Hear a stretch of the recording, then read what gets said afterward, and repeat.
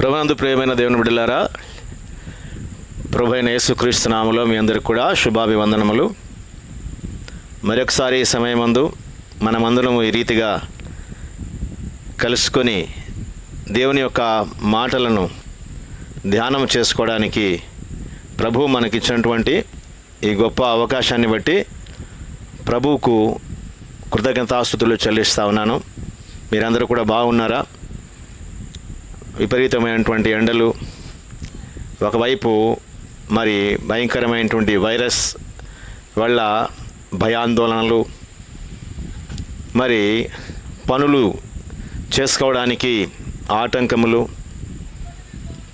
కాబట్టి ఎన్నో రకాల ఇబ్బందుల మధ్య మనము మన దైనందిక జీవితంలో ప్రభు కృపను బట్టి మనం ముందుకు కొనసాగుతున్నాం. ప్రియులారా, సరే పరిస్థితులు ఏ విధంగా ఉన్నా కూడా ప్రభు యొక్క మాటలు మన జీవితాలను అన్ని పరిస్థితుల నుండి మనల్ని భద్రపరిచేవిగా ఉన్నాయి. కావున ఈ సాయంకాల సమయంలో మరొకసారి దేవుని యొక్క మాటలను మనం జ్ఞాపకం చేసుకుంటూ ఆధ్యాత్మిక క్షేమాభివృద్ధి పొందవలనని దేవుని యొక్క ఉద్దేశమై ఉన్నది. దేవుని యొక్క వాక్యంలో లూకాసు వార్త 23వ అధ్యాయము 34వ వచనంలో మనం గమనించినట్లయితే, యేసు, తండ్రి, వీరు ఏమి చేయుచున్నారో వీరెరుగరు గనుక వీరిని క్షమించమని చెప్పాను. వారు ఆయన వస్త్రములను పంచుకొనుటకై చీట్లు వేసిరి. యేసుక్రీస్తు ప్రభు తన మాటలు మన కొరకు దీవించి మన కొరకు ఆశీర్వదించి విడిచి వడ్డించునుగాక. ఆమేన్. ప్రభునందు ప్రియులారా, దేవుని యొక్క వాక్యం మనం గమనించినట్లయితే యేసుక్రీస్తు ప్రభు ఈ మాటను చెప్పినటువంటి సందర్భాన్ని మనం ఒకసారి గమనిస్తే, ఆయన వేదనలో నుండి, భయంకరమైనటువంటి కఠినమైనటువంటి శిలువ శ్రమల నుండి, హింసలో నుండి ఆయన హింసించబడుతూ ఆయన వేదన చెందినటువంటి అనుభవంలో ఉంటూ ఈ మాట చెప్తా ఉన్నారు. ఏమని అంటే, తండ్రి, వీరు ఏమి చేయుచున్నారో వీరు ఎరుగరు గనుక వీరిని క్షమించమని చెప్తా ఉన్నాడు. యేసుక్రీస్తు ప్రభు వారి శరీరధారిగా ఉన్నటువంటి దినాల్లో కూడా ఒక సందర్భంలో ఆయన శిష్యులకు ప్రార్థన నేర్పిస్తూ ఆయన క్షమాపణ గురించినటువంటి ప్రస్తావన ప్రార్థనలో తీసుకొని వస్తారు. మత్తయి సువార్త 6వ అధ్యాయము 12వ వచనంలో మనం గమనిస్తే, మా రుణస్థులను మేము క్షమించి ఉన్న ప్రకారము మా రుణములు క్షమించము. క్షమాపణ గురించి శిష్యులకు ప్రభువైన యేసుక్రీస్తు వారు మరి నేర్పించినట్లుగా మనం చూస్తూ ఉన్నాం.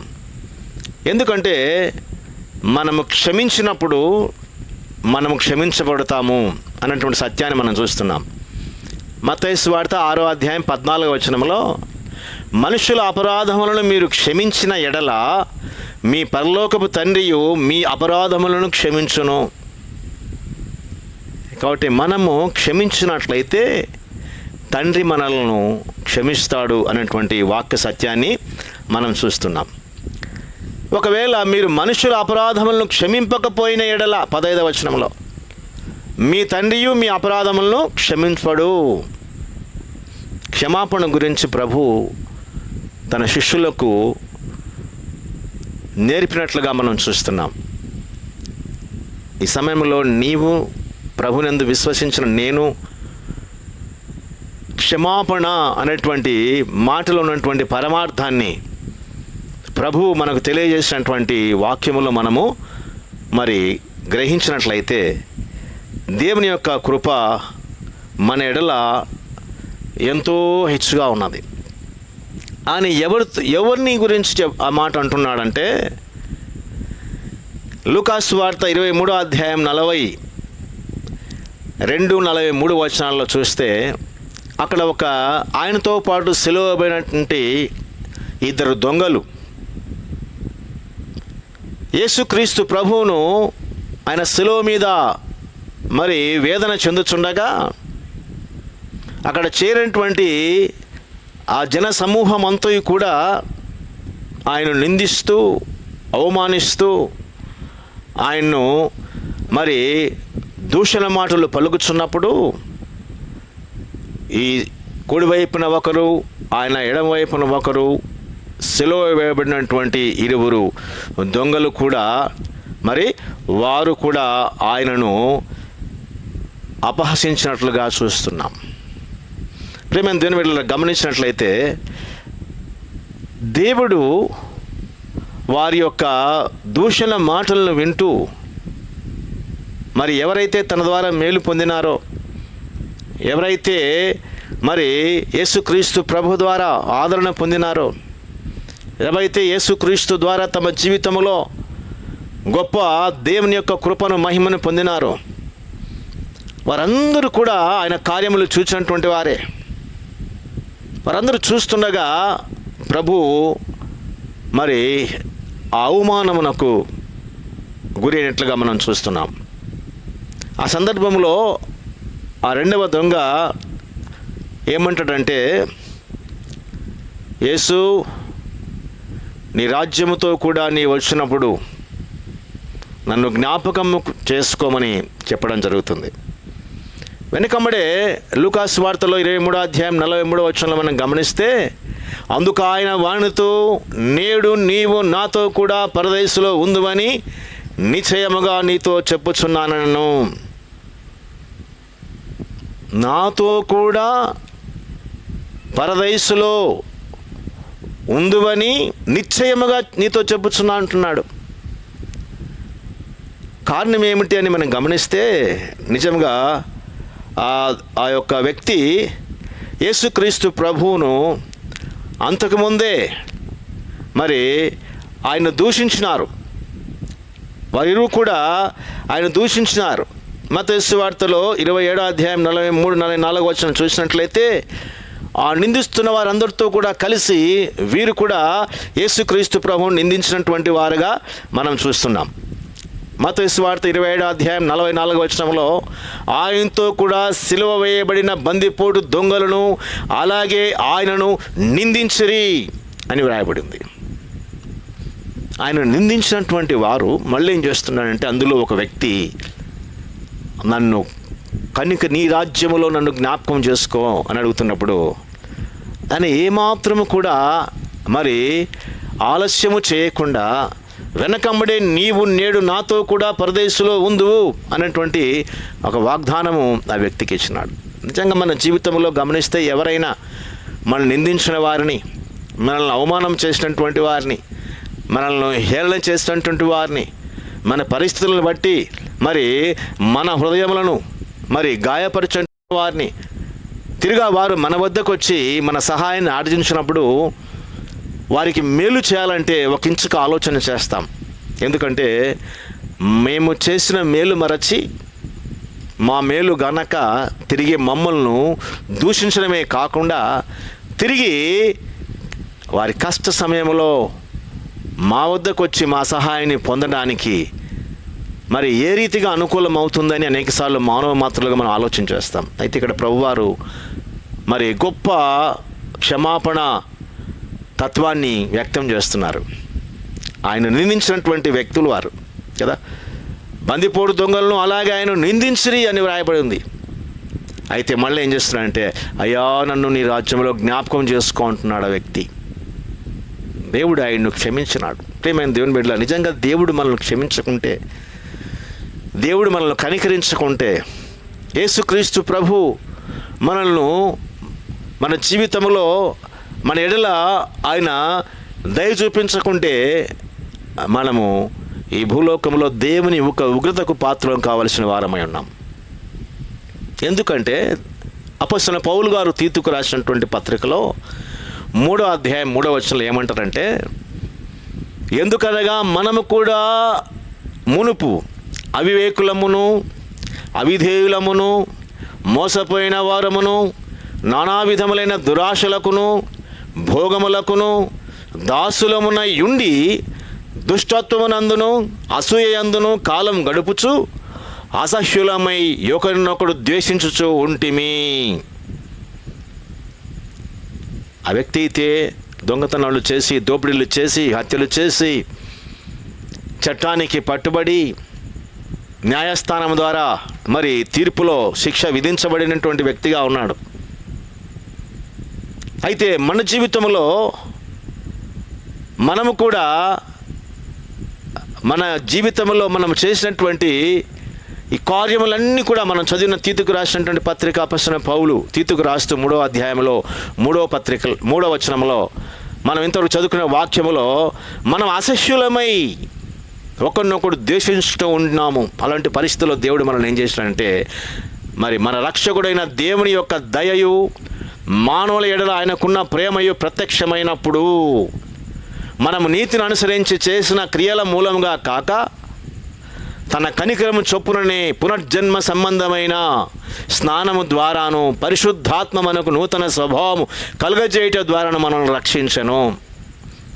దేవుని యొక్క క్షమాపణ, దేవుడు మనల్ని క్షమించినాడు.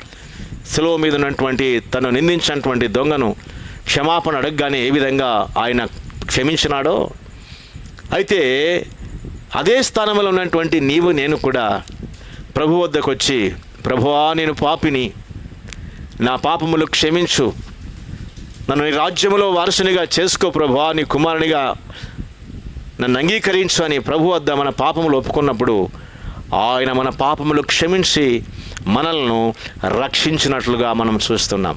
దేవునికి స్తోత్రం, హల్లెలూయా. కాబట్టి ప్రియమైన దేవుని బిడ్డలారా, ప్రభువు మనల్ని రక్షించున్నాడు. తిరిగి ఆయన మనకు మరి తన సహవాసాన్ని అనుగ్రహిస్తూ ఉన్నాడు. చూడండి, ఆ దొంగతో ఏమంటున్నాడంటే, మరి లూకాసు సువార్త 23వ అధ్యాయం 43వ వచనంలో, అందుకు ఆయన వానితో, నేడు నీవు నాతో కూడా. చూడండి, దేవునికి ఎక్కడా, దొంగకి ఎక్కడా? మరి సహవాసం నాతో కూడా పరదైసులో ఉందని నిశ్చయముగా నీతో చెప్పుచున్నానన్ను. నిజంగా దూరముగా ఉండవలసిన వారం దేవునికి, దూరస్థులము, అవివేకులము, పాపముల చేత అపరాధముల చేత చచ్చిన స్థితిలో ఉన్నటువంటి మనలను దేవుడు తన మహా కనికరము కృపను బట్టి మనల్ని క్షమించటం ద్వారా మనము ఆయనతో కూడా సహవాసము చేయడానికి కొరకు, ఆయనతో మనము మరి ఆయన యొక్క సన్నిధిలో నిలవడానికి కొరకు దేవుడు మన గొప్ప కృపను కలుగజేసినాడు. దేవునికి స్తోత్రము, హల్లెలూయా. కాబట్టి ప్రియమైన దేవుని బిడ్డలారా, ఎందుకు కదా దొంగవాని క్రియలు మరి ఎలాగుంటున్నట్లయితే, మరి ఇతరులు దోచుకోవడము, ఇతరులను మరి దోచుకునే పరిస్థితిలో వారిని హత్యలైనా సరే చేసి వాళ్ళని దోపిడీలు చేయడం ఆయన మనస్తత్వం. మరి ప్రభు అతన్ని క్షమించడమే కాకుండా నాతో కూడా ఉంటా ఉంటున్నాడు. మనం కూడా పూర్వం మన జీవితంలో దేవునికి అవిధేయతగా ఉన్నప్పుడు మన యొక్క స్వభావము మంచిది కాదు.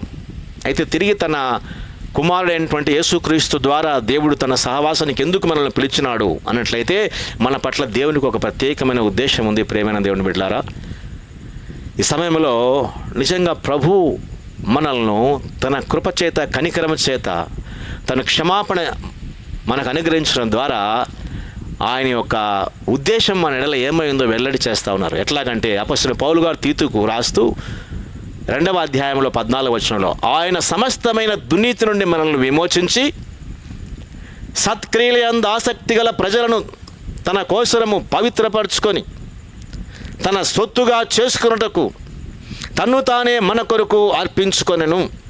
తన సొత్తుగా చేసుకోవడానికి కొరకు క్రయధనం చెల్లించినాడు, మూల్యం చెల్లించినాడు. ఎందుకంటే మన పాప విమోచన క్రయధనం ఎంతో గొప్పది. అది ఎన్నటికీ తీరకుండా అట్లుండవలసినదే ఉండగా యేసుక్రీస్తు ప్రభు తన సొత్తుగా మనల్ని చేసుకోవడానికి కొరకు తన్ను తానే మన కొరకు క్రయధనముగా అర్పించుకొని మనల్ని రక్షించినాడు. దేవునికి స్తోత్రం, హల్లెలూయా. ఎందుకంటే సత్క్రియలందు ఆసక్తి కలిగిన ప్రజలుగా మనల్ని మార్చుకోవడానికి కొరకు. రోమీయులకు రాస్తూ అపొస్తలుడైన పౌలు గారు ఏమంటారంటే, ఒక సందర్భంలో 2వ అధ్యాయం 7వ వచనంలో, సత్క్రియను ఓపికగా చేయుచు మహిమను, ఘనతను, అక్షయతను వెదుకు వారికి నిత్య జీవమునిచ్చును. చూడండి, సత్క్రియనందు ఆసక్తి గల ప్రజలుగా మనల్ని ఎంచుకొని ఆ సత్క్రియను ఓపికగా చేయుచు మహిమను, ఘనతను, అక్షయతను వెతకడానికి కొరకును, నిత్య జీవాన్ని, దేవుడు అనుగ్రహించేటువంటి నిత్య జీవాన్ని పొందుటకును దేవుడు మనల్ని ఏర్పాటు చేసుకున్నాడు. అందుకొరకే ప్రభు మన కొరకు తను తానుగా అప్పగించుకొని మనల్ని మరి వెలపెట్టుకొని కొన్నాడు. 5వ అధ్యాయం, రోమీయులకు రాసిన పత్రిక 5వ అధ్యాయం 8వ వచనంలో అపొస్తలుడైన పౌలు గారు ఏమంటారంటే, అయితే దేవుడు మన ఎడల తన ప్రేమను వెల్లడిపరచుచున్నాడు. ఎట్లనగా మనం ఇంకనూ పాపులమై ఉండగానే క్రీస్తు మన కొరకు చనిపోయాను. ఒక మంచివాని కొరక, లేకుంటే మరి ఒక ప్రయోజనకరమైనటువంటి వ్యక్తి కొరక, బాగుపడతాడులే అని ఏదైనా మరి అతని మీద నమ్మకం ఉంచడానికి ఆధారాలు ఉన్నటువంటి వ్యక్తి కొరక, పాపులమై ఉండగానే క్రీస్తు మన కొరకు చనిపోయినాడు. దేవునికి స్తోత్రం, హల్లెలూయా. కాబట్టి ఆయన క్షమించుట వలన మనకు రక్షణ దొరికింది, క్షమాపణ. అందుకనే తండ్రి, వీరు ఏమి చేయుచున్నారో వీరు ఎరుగరు గనుక వీరిని క్షమించము. సరే, మంచిది. దేవుడు ఆ దొంగను క్షమించడం వలన మరి దేవాది దేవునితో ఆయన సహవాసం చేయడానికి కొరకు, పరదేశంలో ఆయనతో కూడా ఆ రోజు ఉండడానికి కొరకు ఆ రోజు గొప్ప కృపను ఆయన పొందుకున్నాడు. ఈ యుగాంతముందున్నటువంటి నీవు నేను కూడా లోకములో, అజ్ఞానములో, అంధకారములో, ఆత్మీయ పామరత్వములో, నిత్య నాశనములో, దేవుని యొక్క ఉగ్రత కింద ఉన్నటువంటి మనలను దేవుడు మనల్ని కూడా ప్రేమించి పరిశుద్ధాత్మ ద్వారా మన పాపములను ఒప్పించి తన వాగ్దానం ద్వారా మనల్ని బ్రతికించి మన ఎడల తన ప్రేమను వ్యక్తము చేసి మనల్ని క్షమించడం ద్వారా దేవునితో మనము ఆయనకు బిడలుగా తీర్చబడి ఉన్నాం. దేవునికి స్తోత్రములు. అయితే దేవుని ద్వారా క్షమించబడినటువంటి మనకు దేవుని వాక్యములో మరి యాకోబు మహాభక్తుడు ఏమని చెబుతున్నాడంటే 5వ అధ్యాయం 16వ వచనంలో, మీ పాపములను ఒకరితోనొకడు ఒప్పుకొనుడి, మీరు స్వస్థత పొందినట్లు ఒకని కొరకొకడు ప్రార్థన చేయుడి, నీతిమంతుని విజ్ఞాపన మనపూర్వకమైనదై బహు బలము గలదై ఉండును. కాబట్టి ప్రభువు మనల్ని క్షమించిన ప్రకారముగా మనము కూడా ఒకరిని ఒకరము క్షమించుకోవాల్సినటువంటి ఆ యొక్క సుగుణము, ఆ స్వభావము మనలో ఉండాలి అని యాకోబు మహాభక్తుడు 5వ అధ్యాయంలో 16వ వచనంలో మరి దేవుని యొక్క ఆ ప్రేమను వ్యక్తం చేస్తూ ఉన్నాడు. క్షమా గుణాన్ని మనకు తెలియజేస్తూ ఉన్నాడు. నిజంగా ప్రభువు మనం ఒకసారి చూసినట్లయితే అనేకసార్లు మన జీవితంలో క్షమించలేనటువంటి పరిస్థితులు ఎన్నో మనం ఎదుర్కొంటూ ఉంటాం.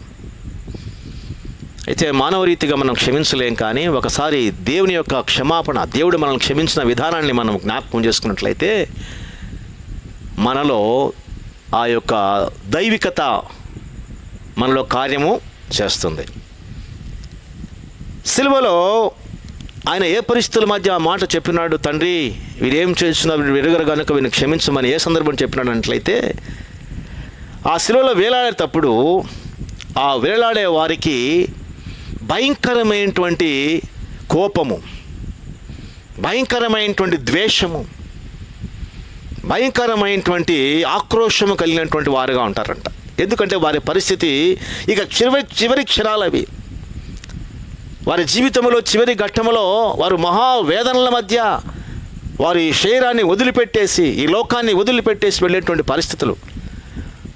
అప్పుడు వారు క్షమించే మనస్తత్వం వారికి ఉండదంట. వారి యొక్క సైకలాజికల్గా వారు ఉన్నటువంటి ఆ భౌతిక పరమైనటువంటి ఆ యొక్క వేదనలో నుండి ఆలోచన చేస్తే వారు ఎంతో ఆక్రోషంతో ఉంటారు అని గమనించగలం. ఒకటి, వారు గమనిస్తే వారి మీద నేరం మోపిన వారి మీద కోపపడుతూ ఉంటారంట.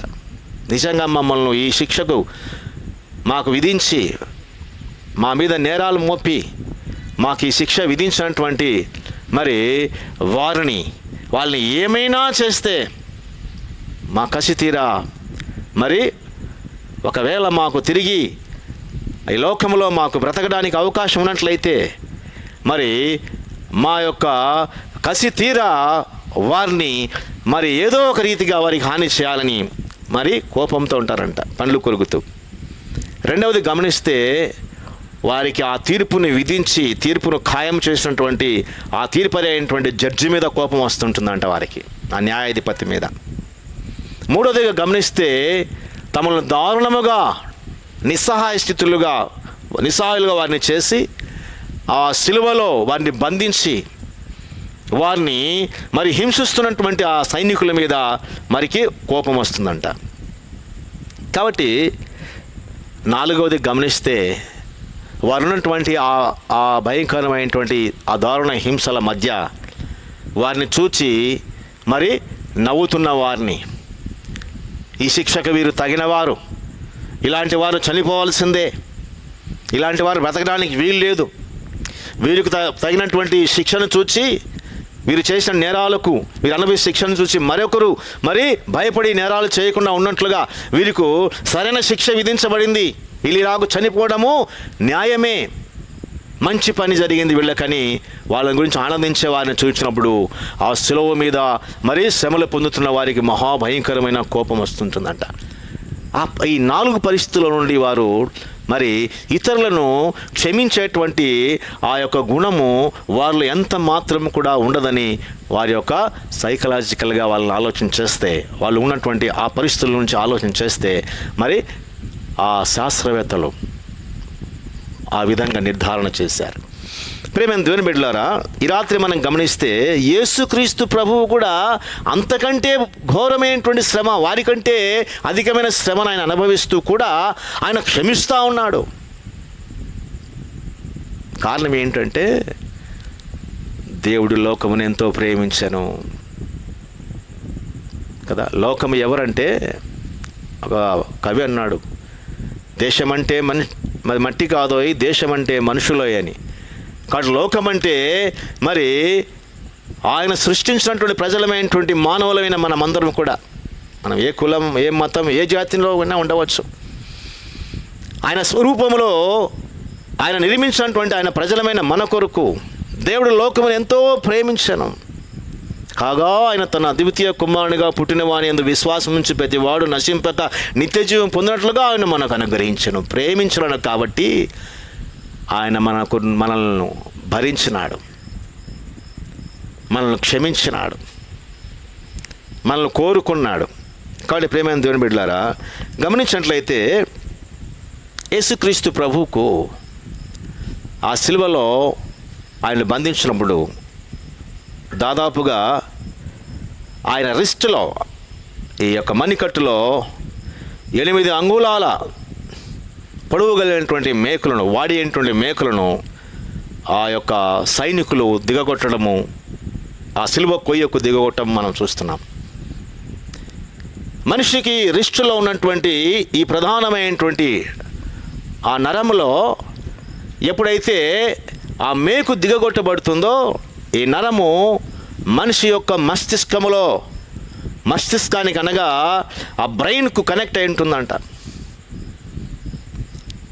కాబట్టి ఈ గాయము, ఇక్కడ తగిలినటువంటి మేకు, ఈ గాయము వల్ల ఆయన యొక్క మరి మైండ్లో కూడా భయంకరమైనటువంటి వేదన పుడుతుంది. అయినా ప్రభు వాటిని భరించినాడు. ఆ వేదన కంటే ఎక్కువగా నన్ను ప్రేమించినాడు. పిల్లరా, దేవునికి స్తోత్రం, హల్లెలూయా. ఆ పరిస్థితిలో ఉండి కూడా ఆయన ఏమంటున్నాడంటే లూకాసు వార్తలో 23వ అధ్యాయము 34వ వచనంలో, తండ్రి వీరు ఏమి చేయుచున్నారో వీరు ఎరుగరు గనుక వీరిని క్షమించుము. పిలాతు జీవితానుభవంలో ఆయన యూదుల మీద గవర్నర్గా ఆయన పదవిని పొందినప్పుడు, ఆయన కొత్తగా వివాహము చేసుకొని యెరూషలేమునకు ఆయన పరివారంతో వస్తూ ఉన్నప్పుడు మరి యూదులో నుండి ఆయనకు వ్యతిరేకత వస్తుంది. ఆ సందర్భంలో బరబ్బా కూడా కలుగజేసుకొని ఆ పిలాతు యొక్క ఆ యొక్క మార్గమును అడ్డగించి వారిని ప్రతిఘటిస్తాడు. ఆ సందర్భంలో అవమాన భారాన్ని ఆయన భరించలేక దాదాపు ఒక 3,000 మందిని భయంకరమైనటువంటి శిలువ మరణం చేత క్రూరంగా పిలాతు హింసించడం జరుగుతుందంట. ఆ 3,000 మందిలో ఎవరికైనా ఒక్కడైనా సరే మరి ఆ శిలువ మరణాన్ని వాళ్ళు పొందుతూ ఆ 3,000 మందిలో ఒక్కరైనా కూడా ఎవరిని కానీ క్షమించినట్లుగా మరి కనుగొనలేకపోయినారు. అయితే యేసుక్రీస్తు ప్రభు ఇన్ని శ్రమల మధ్య కూడా ఆయన క్షమించమని ఆయన వేడుకుంటున్నట్లుగా మనం చూస్తున్నాం. ప్రియ దేవుని బిడ్డ, నీ జీవితంలో నా జీవితంలో కూడా ఈ రాత్రికాల సమయంలో యేసుక్రీస్తు ప్రభు మనకు నేర్పుతున్నటువంటి ఈ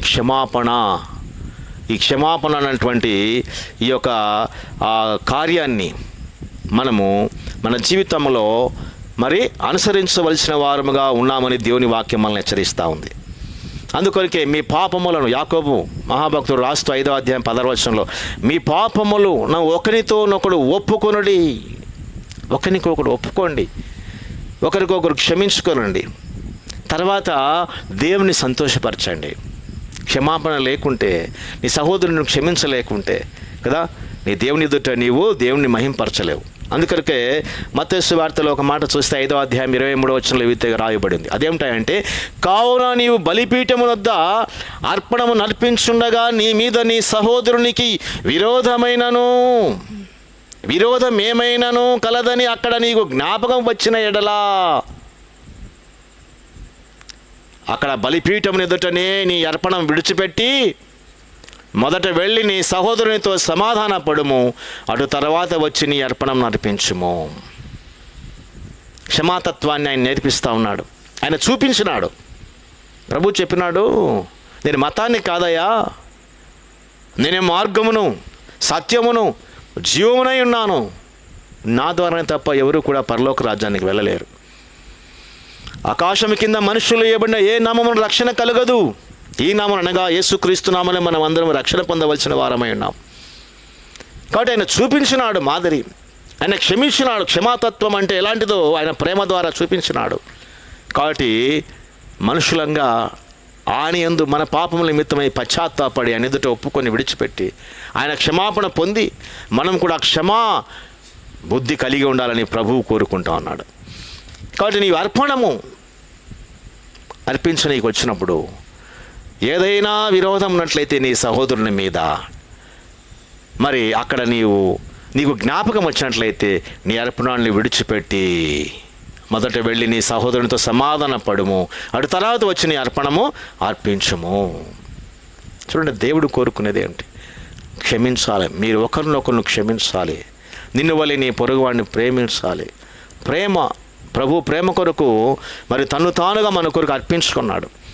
కాబట్టి ప్రియమైన దేవుని బిడ్డలారా, ఈ రాత్రి గమనించినట్లయితే సామెతల గ్రంథంలో ఒక చక్కని మాట దేవుడు మనకు తెలియజేస్తూ ఉన్నాడు. 14వ అధ్యాయం 30వ వచనంలో, సాత్వికమైన మనస్సు శరీరమునకు జీవము, మత్సరము ఎముకలకు కుళ్ళు. సాత్వికమైన మనస్సు శరీరమునకు జీవము, మత్సరము ఎముకలకు కుళ్ళు. కాబట్టి ప్రియమైన దేవుని బిడ్డలారా, క్షమించినట్లయితే మనలో మరి మన హృదయము సంతోషంగా ఉంటుందంట. ఒకవేళ క్షమించలేకపోతే ఆ మత్సరం అనేటువంటిది మనలో ఉన్నట్లయితే ఎముకలకు కుళ్ళు అనగా క్యాన్సర్. ఒక వ్యక్తి మీద మన కోపం ఉన్నట్లయితే, పగ ఉన్నట్లయితే, ఆ పగా భావంతో, ఆ ద్వేష భావంతో మనము నింపుకున్న వారమై ఉన్నట్లయితే మనం దాదాపుగా 25 రకాల వ్యాధులకు గురి కావాల్సి వస్తుందంట. ఎప్పుడైతే మనం క్షమిస్తామో ఆ వ్యక్తులను, అప్పుడు మన జీవితంలో మరి దేవుని యొక్క కృపను, దయను పొందుతామంట. ఆదికాండములో 45వ అధ్యాయం 15వ వచనంలో మనం ఆలోచన చేస్తే, యోసేపు తన జీవితంలో తన యొక్క సహోదరుల ద్వారా ద్వేషించబడిన వాడై దారుణమైనటువంటి హింసకు గురై పరాయి దేశంలో ఆయన యొక్క బానిసగా ఆయన అమ్మబడి ఎన్నో కష్టాలు ఎదుర్కొంటాడు. తన జీవితంలో ఎంతో వేదనలు, ఎంతో భారాన్ని భరించుతాడు. అయితే ఒక దినాన తన అన్నలందరూ కూడా ఆ కరువులో యోసేపు వద్దకు వెళ్ళినప్పుడు, యోసేపు ఎదుటికి వారు వెళ్ళినప్పుడు, ఆదికాండం 45వ అధ్యాయం 15వ వచనంలో, ఆ సహోదరుల మీద ద్వేషం కాదు కానీ అతడు తన సహోదరులందరినీ ముద్దు పెట్టుకొని వారి మీద పడి ఏడ్చిన తర్వాత అతని సహోదరులు అతనితో మాట్లాడిరి. ద్వేషం లేదు, ఈర్ష్య లేదు, పగ లేదు, ప్రతీకారం లేదు, ప్రేమ చూపిస్తున్నాడు కదా. తన సహోదరులందరినీ ముద్దు పెట్టుకున్నాడని చూస్తున్నాం. వారి మీద పడి ఏడ్చినట్లుగా మనం చూస్తున్నాం. ప్రేమైన దేవుని బిడ్డలారా, గమనిస్తే మరి నా జీవితంలో కూడా మరి క్షమాపణ అనేటువంటిది మనల్ని ఏం చేస్తుందంటే అభివృద్ధి, మనల్ని ఆశీర్వాదంలోకి నడిపిస్తుంది. ఎందుకంటే ప్రభువుని బట్టి క్షమించాలి. దేవుని యొక్క వాక్యంలో మనం చూస్తే హెబ్రీయులకు రాసిన పత్రిక 10వ అధ్యాయం 30వ వచనంలో, పగ తీర్చుట నా పని, నేనే ప్రతిఫలం ఇత్తుననియు, మరియు ప్రభు తన ప్రజలకు తీర్పు తీర్చును అనియు చెప్పిన వారిని ఎరుగుదుము కదా. ప్రతీకారము చేయుట, పగ తీర్చుట ప్రభు పని. కాబట్టి మనము క్షమించేటువంటి తత్వము, ప్రభువు మనల్ని క్షమించినట్లుగా మనము కూడా మరి మన సహోదరులను, మన ఎడల కీడు చేస్తున్నటువంటి వారిని క్షమించి మరి ప్రభువుకు ప్రార్థన చేయవలసినటువంటి వారమైన దేవుని వాక్యం చెప్తా ఉంది. పోపు తన జీవితంలో వాటికన్ సిటీలో ఆయన ఒక 1981వ సంవత్సరం మే 13వ తారీఖున వాటికన్ సిటీలో ఒక పెళ్లికి ఆయన హాజరవుతాడు. ఆ పెళ్లిలో పోపు గారు వచ్చినారని చెప్పి అందరూ కరచాలనం చేస్తూ ఉంటే మరి ఆయన కూడా అందరికీ షేక్ హ్యాండ్ ఇస్తూ అందరినీ సంతోషంగా పలకరిస్తూ ఆయన ముందుకు వెళ్తున్నటువంటి సందర్భంలో ఒక వ్యక్తి మరి ఆయన మీద తను ఏం చేస్తాడంటే మరి ఆ పోపు మీద కాల్పులు జరుపుతాడు. జరిపినప్పుడు పోపు గాయం చెందుతాడు. అయితే దేవుని దయ వల్ల అతను మరణించాడు. కానీ వెనకంబడే అక్కడున్నటువంటి తనకున్న సహచరులందరూ కూడా ఆయన తీసుకెళ్ళి హాస్పిటల్ అడ్మిట్ చేయడం వల్ల హాస్పిటల్లో ఆయన కోలుకుంటాడు. ఈ అగాఖాన్ని తీసుకువెళ్ళి చెరసాలలో వేస్తారు, ఇంట్రాగేట్ చేస్తూ ఉంటారు. కొద్ది కాలానికి పోపు తిరిగి ఆరోగ్యవంతుడై ఆయన మొట్టమొదటిసారిగా హాస్పిటల్ నుండి డిశ్చార్జ్ అయినప్పుడు ఆయన ఏమడిగాడంటే, నా మీద కాల్పులు జరిపినటువంటి ఆగాఖాన్ ఎక్కడ ఉన్నాడంటే పలానా జైల్లో ఉన్నాడంటే నన్ను అక్కడికి తీసుకెళ్ళండి అన్నాడంట. ఆయన అక్కడికి తీసుకువెళ్ళిన తర్వాత పోపు హాస్పిటల్కి వెళ్ళి ఆ జైలుకి వెళ్ళి మరి అతనికి కరచాలనం చేసి మరి అతని ప్రేమతో పలకరించినప్పుడు వెనకంబడే ఆ అగాఖాన్ అనేటువంటి ఆ వ్యక్తి హంతకుడు పోపులో ఉన్నటువంటి క్షమాపణ బుద్ధిని ఆయన చూసి ఆశ్చర్యపోతాడు. ఇలాంటి వ్యక్తినా నేను కాల్చి చంపడానికి ప్రయత్నం చేసినదని చెప్పేసి మరుక్షణమే తన మనసులో మరి ఆయన తను చేసినటువంటి ఆ కార్యాన్ని బట్టి పశ్చాత్తాపం చెందినాడంట. తిరిగి పోపు గారు చనిపోయినప్పుడు ఆయన పర్మిషన్ అడిగినాడంట ఆ రష్యన్ వారిని, అయ్యా మరి నేను ఎలాగైనా సరే చివరి చూపులు పోపు గారిని నేను చూడాలి, ఎందుకంటే నన్ను క్షమించినటువంటి మహా వ్యక్తి ఆయన, కాబట్టి చివరిసారి నేను ఆయన చూడాలి, నాకు అనుమతి ఉండన్నప్పుడు మరి ఆ రష్యన్లు ఆయన్ను పోపు గారిని ఆ యొక్క అంతిమ యాత్రలో పాల్గొనడానికి కొరకై ఆయనకు అవకాశం ఇచ్చినాడు. క్షమించడం వలన ఒక వ్యక్తి జీవితంలో పరివర్తన తీసుకురావడము మనం గమనిస్తున్నాం. కాబట్టి ప్రభువు మనల్ని క్షమించినాడు, మనల్ని ఆయన జయించినాడు. ప్రియమైన దేవుని బిడ్డలారా, మన జీవితంలో కూడా క్షమాపణ అన్నటువంటిది ఎంత అవసరమో, అది మన ఆరోగ్యానికి అయితేనేమి, మన ఆధ్యాత్మిక అభివృద్ధికి అయితేనేమి, దేవుని ద్వారా వచ్చేటువంటి ఆశీర్వాదాలకైతేనేమి, అన్నిటి కూడా సోపానం అదే క్షమాపణ. ప్రభు మనకు నేర్పించు. అందుకనే శిష్యులకు ఆయన, అయ్యా మాకు ప్రార్థన నేర్పించు అన్నప్పుడు మరి ప్రభు ఏమని ప్రార్థన నేర్పించాడంటే, నిజముగా మీరు కదా క్షమించాలి. ఏమని? మత్తయి సువార్తలో మరి 6వ అధ్యాయంలో 12వ వచనంలో, మా రుణస్థులను మేము క్షమించున్న ప్రకారము మా రుణములు క్షమించము అని ప్రార్థన చేయండి అని నేర్పిస్తూ ఉన్నాడు. మా రుణస్థులు మేము క్షమించిన ప్రకారము మా రుణములు క్షమించండి అని ప్రార్థన చేయండి అని నేర్పిస్తూ ఉన్నాడు. ఎందుకంటే మనుషుల అపరాధములను మీరు క్షమించిన ఎడల మీ పరలోకపు తండ్రియు మీ అపరాధములను క్షమించును. ప్రియ సహోదరి, నీ జీవితంలో ఎవరినైనా క్షమించలేని పరిస్థితులు ఉన్నాయా? నీ కుటుంబంలో నీ భార్యను, లేకుంటే సహోదరి నీ భర్తను, లేకుంటే మరి నీ సహోదరులను, లేకుంటే ఇంకా మరి నీ ఇరుగు పొరుగు వారిని, లేకుంటే నిన్ను శత్రువుగా భావిస్తూ నీకు కీడు చేస్తున్నటువంటి వారిని,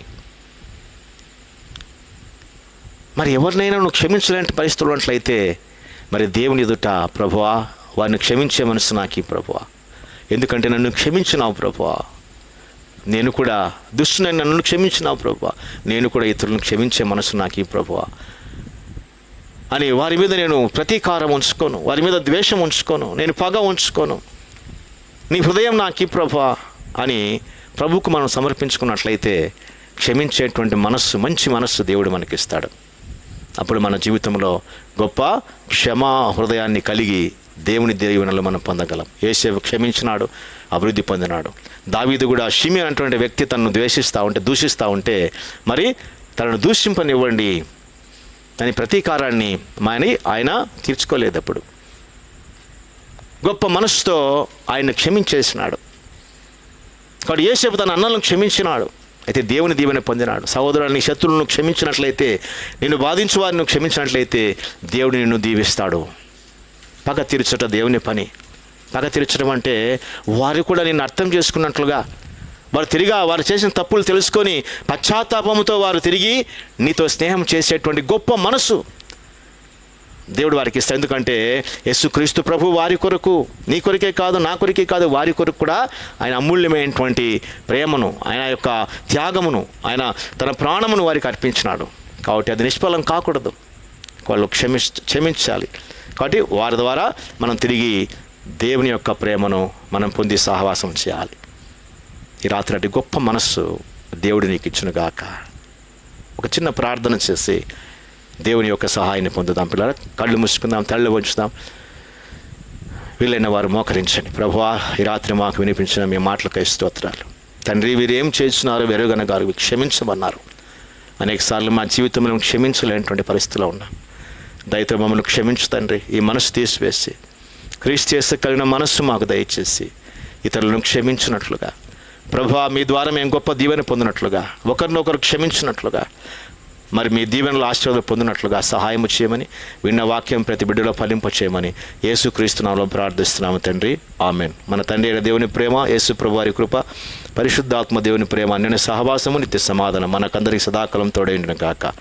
హల్లెలూయా, హల్లెలూయా, హల్లెలూయా. ప్రభువుని పిల్లరా, ప్రభు అయిన యేసుక్రీస్తు నామములో మీ అందరికీ కూడా వందనములు, శుభములు. మీ జీవితంలో దేవుడు మిమ్మల్ని సమృద్ధిగా తన యొక్క ఆత్మ ద్వారా మిమ్మల్ని నింపి ఆశీర్వదించి అభివృద్ధి పరచునుగాక. ఆమెన్.